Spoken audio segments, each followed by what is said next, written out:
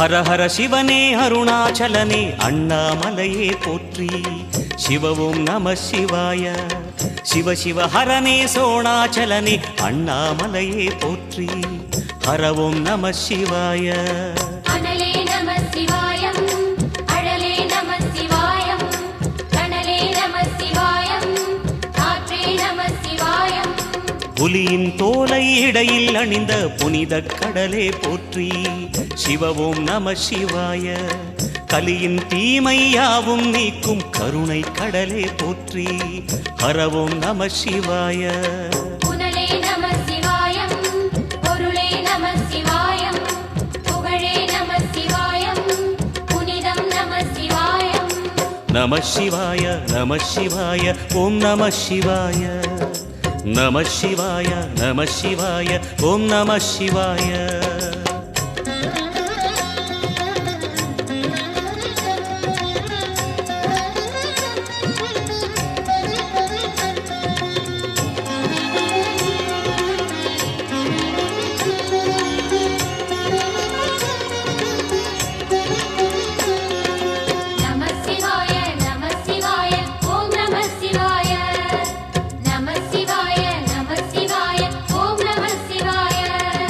சிவனார் கங்கை கரையில் அமர்ந்த சீதள ஒளியே போற்றி. சிவவும் நம சிவாய. தவமே செய்யும் தபோவனத்தில் ஜோதிலிங்கனே போற்றி. ஹரவும் நம சிவாய. வேதம் நம சிவாயம், நாதம் நம சிவாயம், பூதம் நம சிவாயம், போதம் நம சிவாயம். மணிபூரகமாய் சூட்சுமம் காட்டும் அருணாச்சலனே போற்றி. சிவவும் நம சிவாய. மங்கள சிவனாய் தங்கிடும் வடிவே செங்கனல் வண்ணா போற்றி. ஹரவும் நம சிவாய. அன்பே நம சிவாயம், அணியே நம சிவாயம், பண்பே நம சிவாயம், அறிவே நம சிவாயம். நம சிவாய நம சிவாய ஓம் நம சிவாய. நம சிவாய நம சிவாய ஓம் நம சிவாய.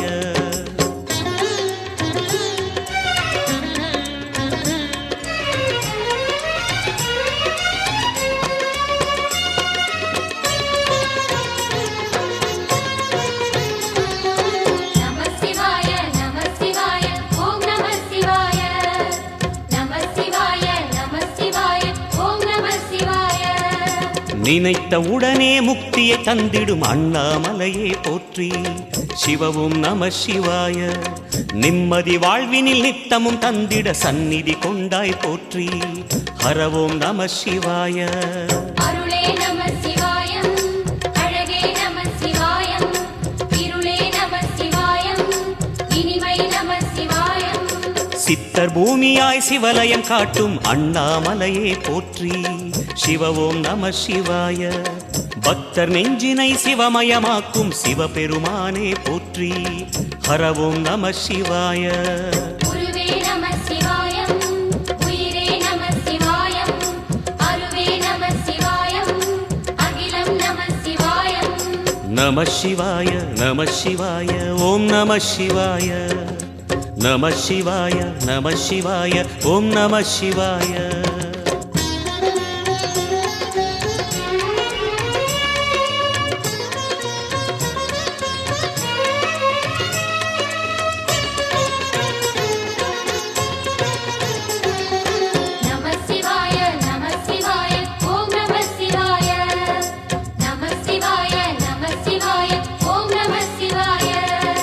அன்னை உமைக்கு இடமாய் உடலில் ஆலயம் தந்தாய் போற்றி.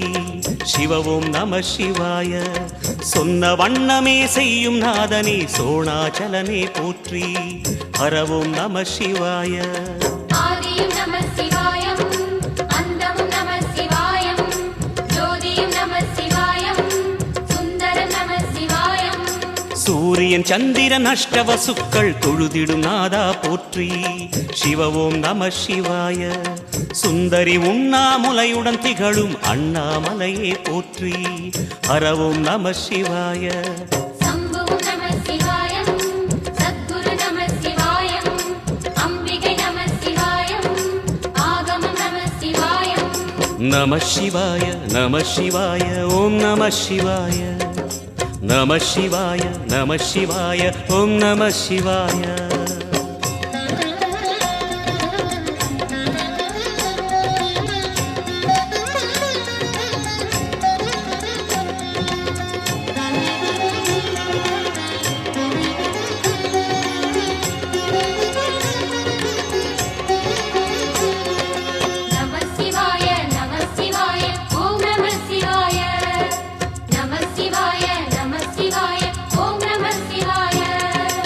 எட்டா நிலையில் நெட்டா எழுந்த ஏகலிங்கனே போற்றி சிவ ஓம் நம சிவாய பற்றாயிருந்து பற்றும் எவர்க்கும் பாவாய் போற்றி ஹர ஓம் நம சிவாய கதிரும் நம சிவாயம் சுடரும் நம சிவாயம் புதிரும் நம சிவாயம் புவனம் நம சிவாயம் ஜோதி பிழம்பின் சுடரில் கனிந்த அண்ணாமலையே போற்றி சிவ ஓம் நம சிவாய ஆதி பிழம்பில் ஆலயம் கொண்ட அடி அண்ணாமலை போற்றி ஹர ஓம் நம சிவாய குளிரே நம சிவாயம் முகிலும் நம சிவாயம் பனியும் நம சிவாயம் பருவம் நம சிவாயம் நம சிவாய நம சிவாய ஓம் நம சிவாய நம சிவாய நம சிவாய ஓம் நம சிவாய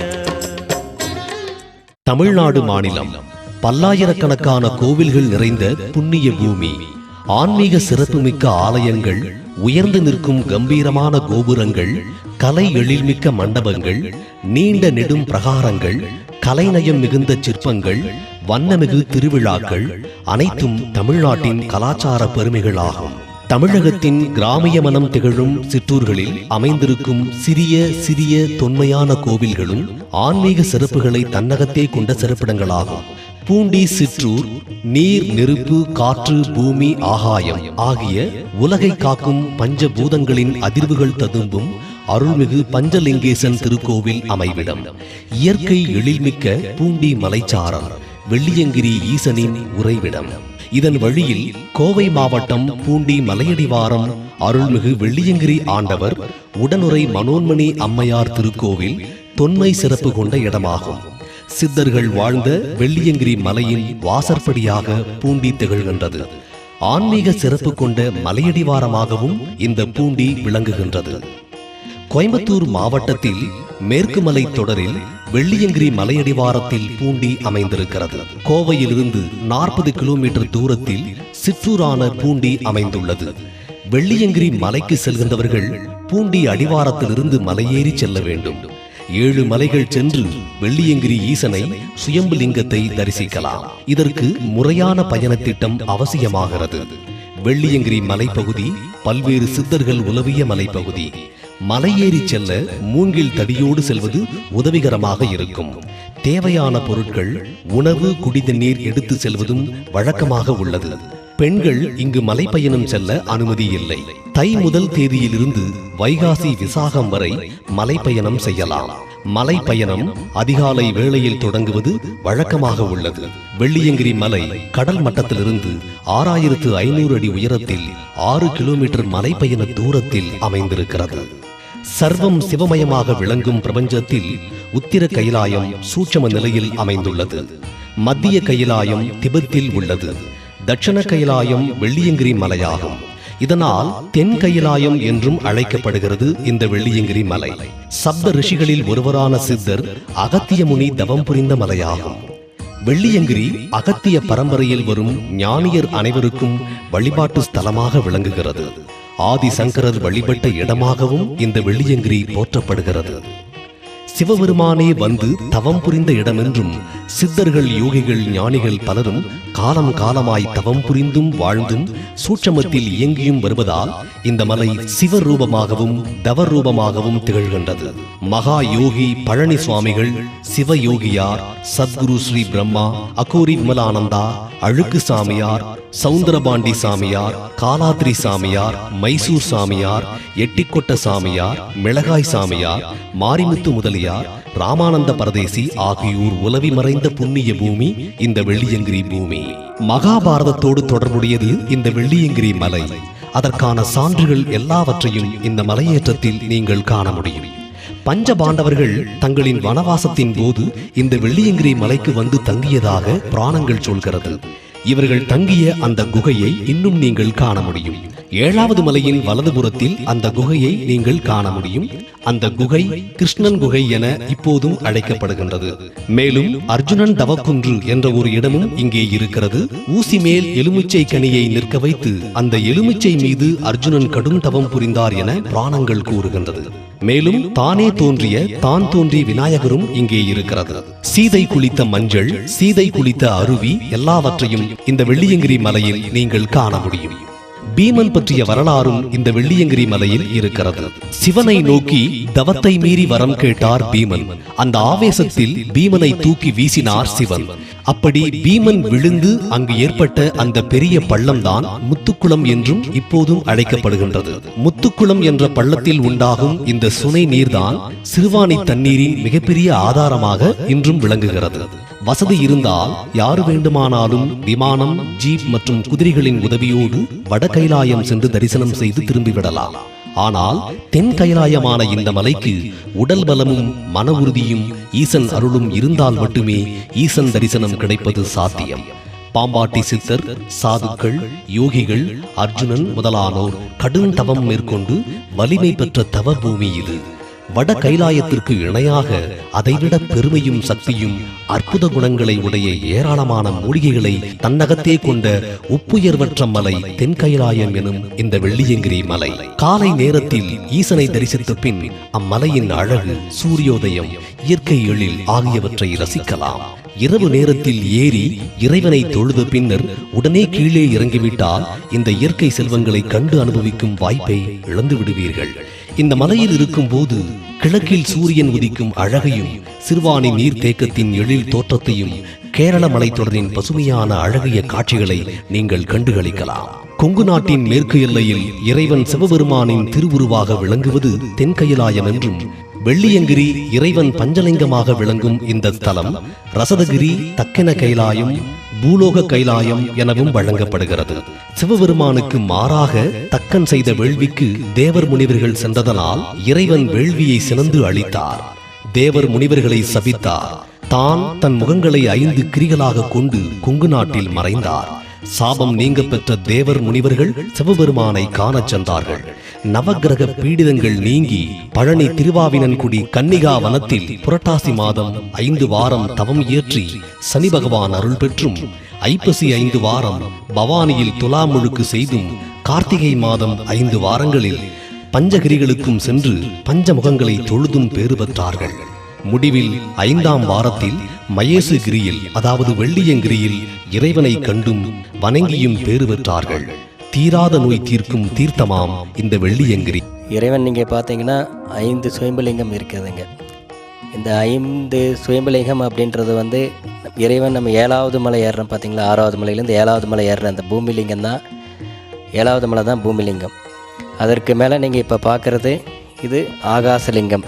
ஆகாச கோபுரத்துக்கு மேலே ஆகாசலிங்கம் இருக்கிறது. உள்ளே பார்த்தீங்கன்னா வெள்ளியங்கிரி ஆண்டவரை அருள் பாவிக்கிறவர் வாயுலிங்கம்.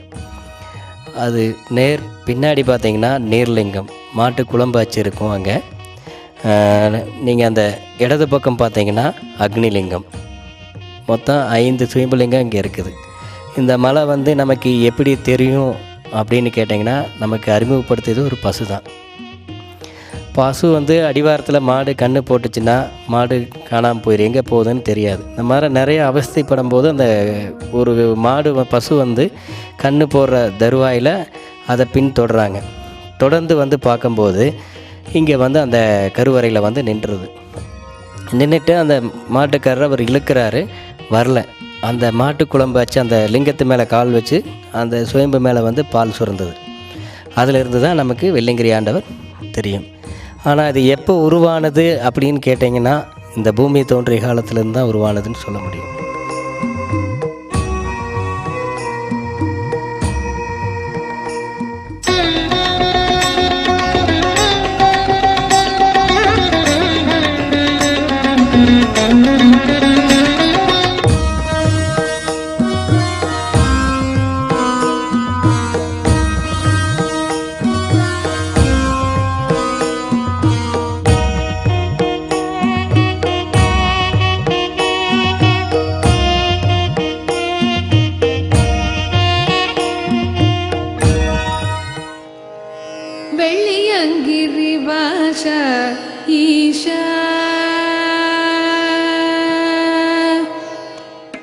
மூலிகை தாவரங்களின் மனம், பூக்களின் நறுமண வாசனை, மாசற்ற தூய காற்றை சுவாசிப்பதால் உடலுக்கு ஆரோக்கியம் கிடைக்கிறது. மலை ஏறும்போது உடலில் உள்ள கெட்ட நீர் வியர்வையோடு கலந்து வெளியேறுகிறது. சுவாச குழாயும் சுவாச பையும் மார்பு எலும்புகள் விரிந்து சுருங்குவதால் உடற்பிணி நீங்குகிறது. மூலிகைகளின் சாரம் மிகுந்த நீரை பருகுவதால் நீராடுவதால் உடல் நலம் சீராகுகின்றது. 7 மலைகளில் முதல் மலை மட்டும் அதிக உயரம், சுமார் 1.5 கிலோமீட்டர் இருக்கும். முதல் மலை முடிந்து 2வது மலை தொடக்கத்தில் வெள்ளை விநாயகர் சன்னதி உள்ளது. இந்த கோயிலின் அருகே இளைப்பாற ஒரு சிறிய கூடமும் பிஸ்கட், சோடா, சுக்கு காஃபி போன்றவற்றை விற்பனை செய்யும் கடையும் இருக்கிறது. வெள்ளியங்கிரி மலையில் சாப்பிட வேறு எந்த உணவுப் பொருட்களும் கிடைக்காது. குறிப்பிட்ட இடங்களில் மட்டுமே சுனை நீர் கிடைக்கும். எனவே மலை ஏறும்போது சாப்பிட ரொட்டி, சப்பாத்தி, பழங்கள் மற்றும் உலர் பழங்கள் போன்ற உணவுப் பொருட்களையும் தண்ணீரையும் எடுத்துச் செல்வது நல்லது. எண்ணெயில் தயாரித்த உணவுப் பொருட்களை தவிர்த்தல் நலம். இல்லையென்றால் மலை ஏறும்போது நிறைய நீர் அருந்த வேண்டி வரும். நீர் அதிக அளவில் அருந்தினால் மலை ஏறுவது சிரமமான காரியம் ஆகிவிடும். அவ்வப்போது ஓய்வெடுக்க பாறைகள் நிறைய உண்டு. தவிர இரவு நேரங்களில் வானத்தில் உள்ள நட்சத்திர கூட்டமும் நகரங்களின் அழகும் நம்மை பிரமிக்க வைப்பதோடு மலை ஏறுவதற்கு புதிய உற்சாகத்தையும் இந்த உலகமே நமக்கு சொந்தமானது என்ற உன்னதமான அனுபவத்தையும் நமக்கு தருகின்றது. 2வது மலை சிற்சில இடங்களில் சமவெளியும் படிகளும் உள்ளன. அடர்ந்த மரங்கள் நிறைந்திருப்பதால் நிலவு ஒளியிலும் பாதையில் வெளிச்சம் தெரிவதில்லை. இந்த 7 மலையில் பெரும்பாலும் 5 விலங்குகள் தான் வாழ்கின்றது. கரடி, காட்டெருமை, சிறுத்தை, புலி, யானை. இந்த மலையில் இந்த 5 விலங்குகளும் மனிதனை தாக்கியதாக இதுவரை வரலாறு இல்லை. காரணம், சிவபெருமானை வணங்கும் பக்தர்களுக்கு பாதுகாப்பாக சிவபெருமானே இருக்கின்றார் என்கிற ஐதீகம். நடைபாதையில் பக்தர்களை இந்த விலங்குகள் கண்டாலும் தானாகவே ஒதுங்கி போகிறது. அந்த விலங்குகள் மனிதர்களுக்கு எந்த விதத்திலும் இடையூறு செய்வதில்லை. இரவு நேரத்தில் மின்மினி பூச்சிகளை அதிக அளவில் காண முடிகின்றது. இம்மலையில் மிளகு திப்பிலி, மூங்கில், வேங்கை போன்ற தாவர மர வகைகள் நிறைந்து காணப்படுகின்றன. இம்மலையின் முடிவில் பாம்பாட்டி சுனை என்ற தீர்த்தம் உள்ளது. 7 மலைகளில் பெரும்பாலும் தாகம் தீர்க்க சுனைகள் காணப்படுகின்றது. ஒவ்வொரு சுனைக்கும் ஒவ்வொரு வரலாறு இருக்கிறது. இந்த சுனை நீரை பருகினால் நீண்ட ஆயுளும் சிவ அருளும் கிடைக்கும் என்பது பக்தர்கள் நம்பிக்கை. சுனை நீர்தான் நம் பயணத்திற்கு கிடைக்கும் முக்கியமான நீர் ஆகாரம். இந்த 2வது மலையின் முடிவில் பாம்பாட்டி சுனை என்ற தீர்த்தம் உள்ளது. 3வது மலையில் சில சரிவான பாறைகளின் மீது ஏறி செல்ல வேண்டும். ஏறும்போது வழுக்கி விழுவதால் இதற்கு வழுக்குப்பாறை என பெயர் பெற்றது. இந்த பாறைகளில் இலகுவாக ஏறி செல்ல படி வடிவத்தில் செதுக்கி அமைத்திருக்கிறார்கள். மரத்தின் வேர்களுக்கு இடையே பாதை அமைந்துள்ளது. நடக்கும்போது மிகவும் கவனமாக செல்ல வேண்டும். மழை காலங்களில் இப்படிகள் வழியேதான் மழை நீர் வழிகின்றது. மழை நீரின் வேகத்திற்கு ஏற்ப படிகள் இடம்பெயர்ந்து விடுகின்றன. சில இடங்களில் படிகள் அடித்துச் செல்லப்படுகின்றது. மண்வழி பாதையில் மண் அரிப்பு ஏற்படுகிறது. ஒவ்வொரு சீசன் போதும் இப்பாறைகளை சீரமைத்து வருகின்றார்கள்.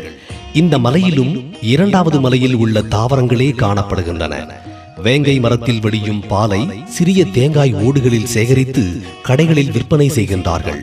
வேங்கை பாலால் கை குழந்தைகளுக்கு திலகமிட்டால் வசீகரமாகும் என்பதோடு கண் திருஷ்டி பாதிக்காது என இன்றும் கிராமங்களில் நம்புகின்றார்கள்.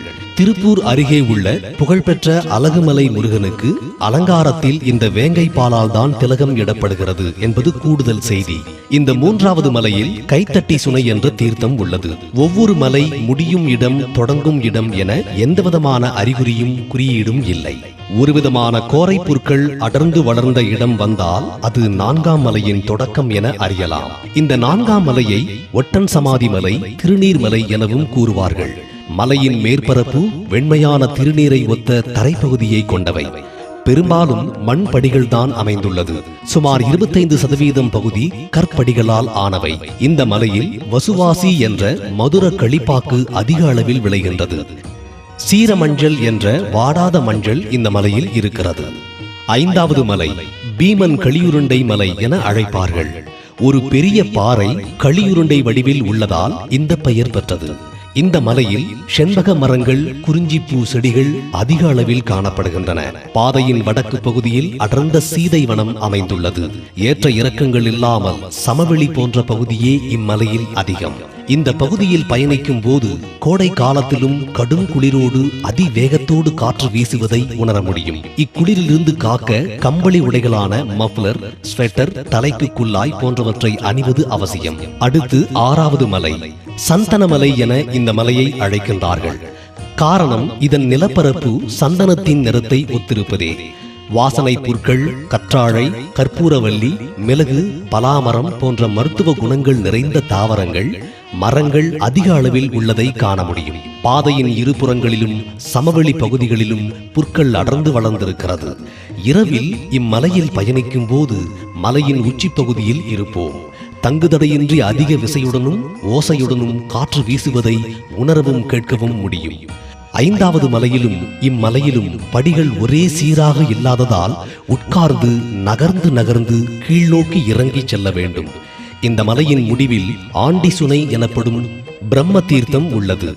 இந்த சுனை தீர்த்தம்தான் ஈசனின் அபிஷேகத்திற்கு பயன்படுத்தப்படுகின்றது. கண்டிப்பாக 6வது மலையில் அமைந்திருக்கும் இந்த பிரம்ம தீர்த்தம் எனப்படும் இந்த சுனையில் குளிப்பது அவசியம். இந்த நீரை அபிஷேகத்திற்கு எடுத்துச் செல்வது மிக மிக அவசியம். 5, 6, 7 இந்த மலைகளின் முக்கிய நீர் ஆதாரம் இந்த 6வது மலையில் காணப்படும் பிரம்ம தீர்த்தம். 7வது மலையின் ஆரம்பத்தில் கோயில் நிர்வாகத்தால் வெய்த தகர கொட்டகை ஒன்று உள்ளது. இதில் சுமார் 50-60 பேர் படுத்து ஓய்வெடுக்கலாம். இது 2 மாத உபயோகத்திற்காக தற்காலிகமாக அமைக்கப்பட்டது. இங்கு தங்கி ஓய்வெடுத்து பின் விடியற்காலை பயணத்தை தொடரலாம். இங்கு தங்காமலும் செல்லலாம். இந்த மலையை சுவாமி முடி மலை என்பர். இந்த மலையில் செங்குத்தான படிகள் இல்லை. ஆனால் மண் மற்றும் பாறைகள் நிறைந்த சரிவான பாதை. சில இடங்களில் கைகளை ஊன்றி ஊர்ந்தும் தவழ்ந்தும் செல்ல வேண்டும். பாதையின் இரு புறங்களிலும் புற்கள் மற்றும் குறிஞ்சிப்பூ செடிகள் பூத்து குலுங்குவதை காண முடியும். இந்த மலை உச்சியில் தோரணக்கல் என்ற இயற்கை கோபுர வாயில் நம்மை வரவேற்கிறது. இவ்வாயிலை கடந்தால் விநாயகர் சன்னதி உள்ளது. அடுத்து சிறிய குகைக்குள் அம்மன் சன்னதி உள்ளது. இதை அடுத்து ஒரு பெரிய பாறையின் கீழ் அமைந்துள்ள குகையில்தான் வெள்ளியங்கிரி ஆண்டவர் கோயில் அமைந்துள்ளது. இக்குகை கோயிலில் சுயம்பு லிங்கங்களான அக்னி, வாயு, நீர், நிலம், ஆகாயம் என பஞ்சபூதங்களும் ஒருங்கே அமையப்பெற்ற பஞ்சபூத ஸ்தலமாக விளங்குகிறது. இறைவன் பஞ்சலிங்கேசனாகவும் இறைவி மனோன்மணி என்ற பார்வதியாகவும் பக்தர்களுக்கு அருள்பாலிக்கின்றார்கள். இந்த கோயிலை அடைந்து ஈசன் முன் நிற்கும் போது நாம் அடையும் மகிழ்ச்சி, பூரிப்பு ஆகியவற்றை சொல்ல வார்த்தைகள் இல்லை. 7 மலைகளை சிரமப்பட்டு ஏறி வந்த உடல் களைப்பு, மனச்சோர்வு, அசதி, கால்வலி அனைத்தும் ஈசனை கண்ட அந்த ஒரு நொடி பொழுதில் மறைந்து விடுகிறது. எங்கும் காண கிடைக்காத அபூர்வ தரிசனம் நம் கண்களை விட்டு என்றுமே அகலாத நினைவுகளாகும். இங்கு மின்சாரமோ மின் விளக்குகளோ இல்லை. எண்ணெய் தீபம் மட்டுமே. சூரிய ஒளியில் இயங்கும் மின் விளக்குகளை அமைத்திருக்கிறார்கள். எனவே எந்த நேரத்திலும் கண்குளிர தரிசிக்கலாம். வெள்ளிமலை, ரசதகிரி, தென் கைலாயம், பூலோக கைலாயம் என வழங்கப்பெறும் புண்ணிய ஸ்தலமாகும். ஊட்டி மலையின் உயரத்திற்கு சமமானது இந்த வெள்ளியங்கிரி மலை. விழா காலங்களில் பூசாரி தொடர்ந்து 24 மணி நேரமும் இருப்பார். மற்ற காலங்களில் அமாவாசை என்று மட்டும் கூட்டமாக பக்தர்கள் சென்று பூஜை செய்து துதித்த பின் திரும்பி வருவார். கால பூஜை போன்ற எந்த குறிப்பிட்ட பூஜையும் கிடையாது. 24 மணி நேரமும் வழிபடலாம். எப்போதும் திறந்தே இருக்கும். கதவுகளே இல்லை. கோயிலின் முன்பு சுமார் 10 அடி அகல நிலப்பரப்பு உள்ளது. அதற்கு அப்பால் ஆழமான பள்ளத்தாக்கு. கூட்ட நெரிசல் அதிகம் இருந்தால் நீண்ட நேரம் நின்று தரிசனம் செய்ய வாய்ப்பில்லை. கூட்டம் குறைவாக இருந்தால் நிதானமாக நின்று இறைவனை கண்குளிர வேண்டலாம். ஆன்மீக அன்பர்கள் தங்கள் வாழ்நாளில் ஒருமுறையேனும் இந்த தலத்திற்கு வந்து பஞ்சலிங்கேசனாக திகழும் ஈசனை தொழ வேண்டும். உமையவள் இறைவன் திருநடனத்தை கண்டுகளிக்கும் முதன்மை பேறு தனக்கே உரியதென்றும் தம் பொருட்டு ஒரு திருநடனம் ஆடிக்காட்டி அருளுமாறு வேண்டினார். இறைவனும் அகமகிழ்ந்து உமையவள் கண்டு மகிழ மூலஸ்தானத்திற்கு அருகே உள்ள வெள்ளியம்பலத்தில் திருநடனம் புரிந்தார். அப்படி திருநடனம் புரிந்த மேடை பல்கலை மேடை என அழைக்கப்பட்டது. அந்த பெயர் நாளடைவில் திரிந்து பலகார மேடை என தற்சமயம் வழங்கி வருகிறது. தேவர்கள், முனிவர்கள், சித்தர்கள், நாரத மகா முனிவர் மற்றும் ஆதிசேஷன் ஆகியோர் வழிபட்ட ஸ்தலம் என்ற பெருமையினை பெற்றது இந்த வெள்ளியங்கிரி மலை.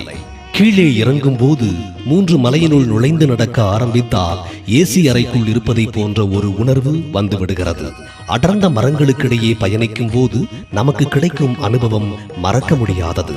இரவு நேரத்தில் மலை ஏறும்போது மூலிகை காற்றின் வாடை குளிர்ச்சியை உணர்ந்த நமக்கு கீழே இறங்கும் போது வண்டுகள் எழுப்பும் ரீங்காரம், பறவைகள் கத்துகின்ற மெல்லிய ஓசை, இயற்கை எழில் காட்சிகளை ரசித்து தூய காற்றை சுவாசித்துக் கொண்டு பயணிக்கும் சுகமே அலாதி. இரண்டாம் மலையிலும் முதல் மலையிலும் பறக்கும் அணில்கள் மரங்களில் தாவிச் செல்வதை காண முடியும். பாதை ஓரத்தில் உள்ள செடிகளில் சிவப்பு எறும்புகள் அதிக அளவில் காணப்படுகின்றன.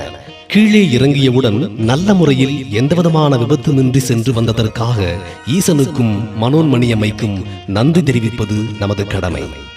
வெள்ளிங்கிரி மலைவாழ் விமலா போற்றி போற்றி, வேற்றாகி விண்ணாகி நின்றாய் போற்றி, மீளாமை ஆள் என்னை கொண்டாய் போற்றி, ஊற்றாகி உள்ளே ஒளித்தாய் போற்றி, ஓவாத சத்தத்து ஒளியே போற்றி, ஆற்றாகி அங்கே அமர்ந்தாய் போற்றி, ஆறு அங்கம் நால்வேதமானாய் போற்றி, காற்றாகி எங்கும் கலந்தாய் போற்றி, கைலை மலையானே போற்றி போற்றி, தென் கைலை மலையானே போற்றி போற்றி.